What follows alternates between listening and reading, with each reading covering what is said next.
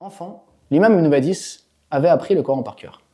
Plus tard, une fois adulte, alors qu'il se retrouve à la Zaytouna, son professeur lui explique qu'il y a dans le Coran des leçons à tirer, qu'il y a dans le Coran des riches réflexions, des réflexions pour notre quotidien, des réflexions desquelles on doit se nourrir afin de comprendre justement ce qui se passe autour de nous et d'avoir les moyens d'agir. Et donc ça l'a complètement métamorphosé, car lui il se disait que le Coran était un livre à apprendre par cœur et n'avait jamais imaginé qu'il y avait dans le Coran des leçons et des méditations à tirer. Et donc cet enseignement de son professeur à la Zaytouna a complètement bouleversé sa manière de voir les choses, son rapport au Coran, et il a passé toute sa vie justement à enseigner le Coran, non pas d'une manière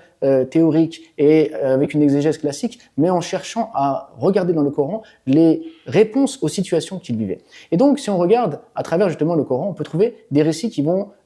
nous faire méditer, qui vont nous permettre de prendre conscience de ce qu'on vit aujourd'hui. Un titre d'exemple, lorsqu'on regarde Pharaon, il était accompagné de sorciers qui ensorcelaient les yeux des gens, qui leur permettaient justement, qui lui permettaient, grâce à leur savoir, de manipuler la population et d'avoir la population de son côté. Si on regarde aujourd'hui les médias et on fait un parallèle avec justement ces sorciers de Pharaon, on voit que de nombreux médias justement cherchent à nous éblouir avec des images, avec des propagandes, avec des slogans, de manière à nous empêcher de réfléchir, de manière à nous empêcher de voir la vérité, de manière à nous pousser à soutenir, par exemple, l'injustice et à fermer les yeux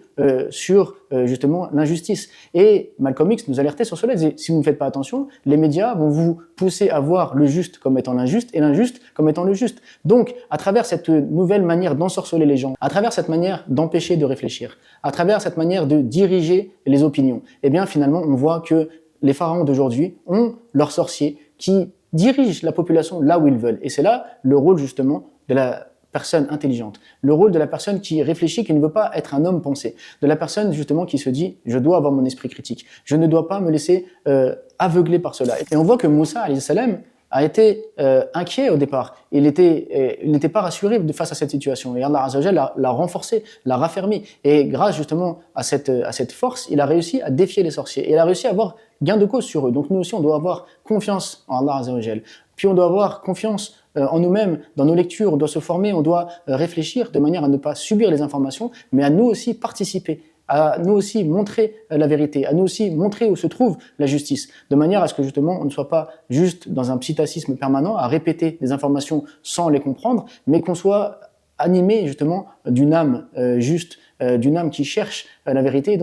et non de quelqu'un qui se laisse uniquement diriger par tous ces artifices, par toutes ces belles choses qui brillent mais qui finalement nous détournent du bien, nous détournent de la vérité et font de nous cet homme pensé qui n'a rien à proposer si ce n'est à suivre comme un mouton le reste de la société.